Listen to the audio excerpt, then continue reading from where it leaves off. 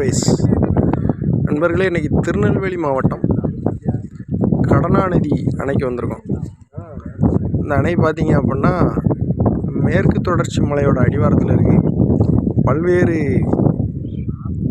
கிளை நதிகள் இணைஞ்சு தான் 1, 2 இந்த மாதிரி நிறைய கிளை நதிகள்லாம் இணைஞ்சு தான் இந்த கடனாநதிங்கிற நதி உருவாகி அதுக்கு கீழே பார்த்திங்க அப்படின்னா அந்த மாதிரி அழகான டேம் கட்டியிருக்காங்க.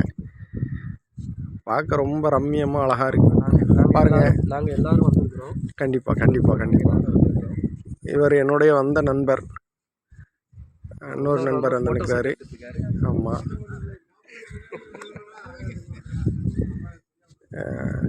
பாருங்கள், இந்த வரிசையில் கடனாநதியும் இருக்குது. இதே மாதிரி எக்கச்சக்க நதிகள் இருக்குங்க. அது போக எக்கச்சக்க டேம் இருக்குது. திருநெல்வேலி வந்தீங்க அப்படின்னா கண்டிப்பாக கடனாநதி வந்துட்டு போங்க.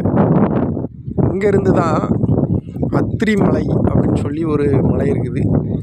அது இந்த வழியாக தான் போகணும்.